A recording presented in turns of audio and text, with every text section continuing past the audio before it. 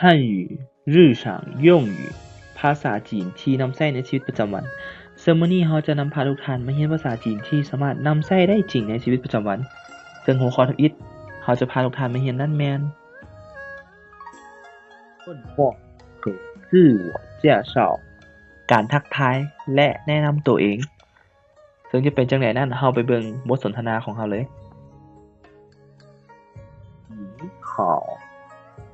你好สบายดี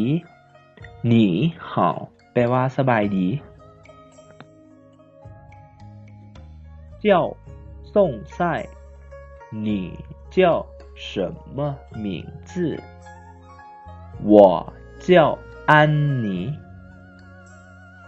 我叫宋赛你叫什么名字ข้อยชื่อสมไซเจ้าชื่อหยัง我叫安妮ข้อยชื่อแอนนี่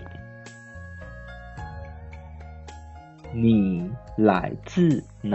里你来自哪里我来自加拿大你呢我来自加拿大你呢我来自老挝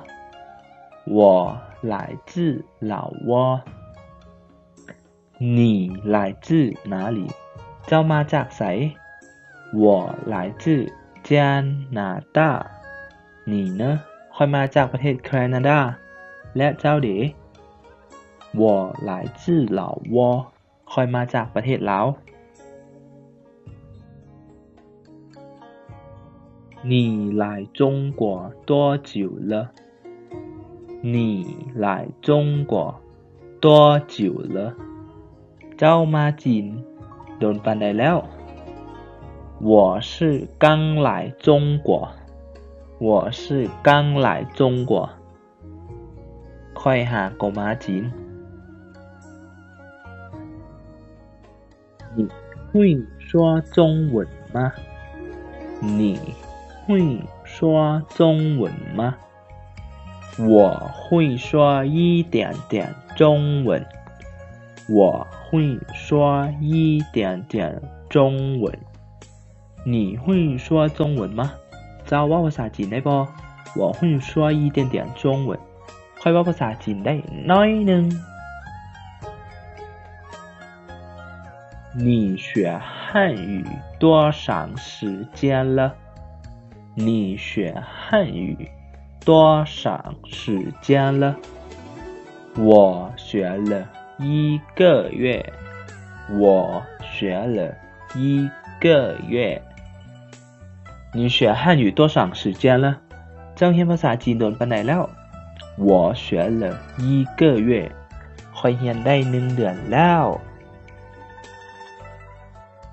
你今天没有课吗你今天没有课吗有啊我先去上课了有啊我先去上课了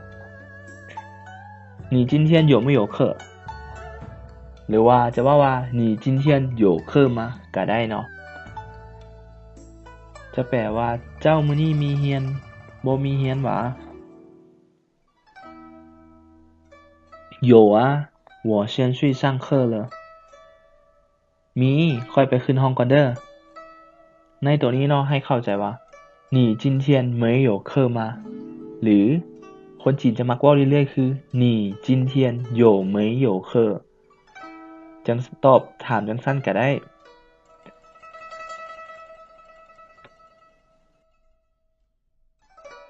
认识你很高兴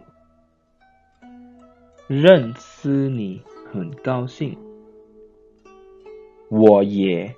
很高兴认识你我也很高兴认识你认识你很高兴ยินดีหลายที่ได้รู้จักเจ้า我也很高兴认识你ข้อยก็ยินดีที่ได้รู้จักเจ้าในตัวนี้เนาะ ส่วนหลายเขาจะมักว่าเรื่อยๆว่า认识你很高兴หรือเขาจะว่า很高兴认识你ก็ได้เขาจะว่าจังไหนก็ถูกต้องคือกัน好的下次见拜拜拜拜再见好的好的จะแปลว่าโอเคหรือว่าแปลว่าโดยก็ได้下次下次ก็คือเทื่อหน้าหรือว่าข้างไม่下次见见ก็แปลว่าพบกัน下次见ก็คือพบกันข้างไม่หรือว่าพบกันไม่บายบายบายบายคือจีนกับเอิ้นบายบายคือกันส่วนคำว่า再见再见ก็คือการพบกันอีกครั้งหรือว่าแล้วพบกันใหม่ก็ได้สำหรับมาฮอดตอนนี้แล้วขอให้ทุกท่านกลับไปทบทวนคืนบทสนทนาเก่าเนาะแล้วหลังจากนั้นให้มาเบิ่งเซิงจื่อเซิงจื่อคือคำศัพท์มื้อนี้เราจะมาอธิบายคำศัพท์ที่เราเรียนมาเนาะซึ่งทุกท่านที่มีความสนใจท่านไหนที่มีความสนใจให้ท่านเขียนไว้หรือว่ากระดาษโน้ตไว้เนาะเพราะว่าเราจะได้บันทึกว่ามื้อนี้เราเรียนได้จักคำศัพท์แล้วเรามาเบิ่งกันเลยคำทำอิฐหนีห่าวแปลว่าสบายดี我叫ค่อยชื่อ我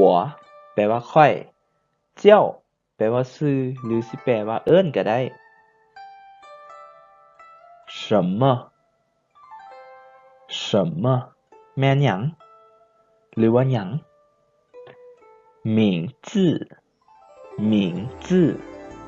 名字คือชื่อ你来自哪里你来自哪里เจ้ามาจากไสหุยหุยหุยแปลว่าได้หรือว่าสามารถคำว่าหุยจะมีความหมายกว้างขวางแต่ว่าในบทสนทนานี้จะแปลว่าได้คือบทสนทนาที่ผ่านมาเมื่อกี้เพิ่นถามว่าหนีหุยซัวจงเหวินมาก็คือถามว่าเจ้าฮู้เว้าภาษาจีนบ่ซึ่งในนี้หุยจะแปลว่าได้หรือว่าสามารถเจ้าสามารถเว้าภาษาจีนได้บ่หรือว่าเจ้าเว้าภาษาจีนได้บ่说แปลว่าเว้า认识你很高兴认识你很高兴ยินดีที่ได้รู้จักเจ้า再见ลาก่อน加拿大ประเทศแคนาดาลาววอประเทศลาวสำหรับมหอดนี้ก็ขอให้ทุกท่านกลับไปทบทวนคำศัพท์พร้อมบทสนทนาที่เราเรียนมาสำหรับมื้อนี้สบายดี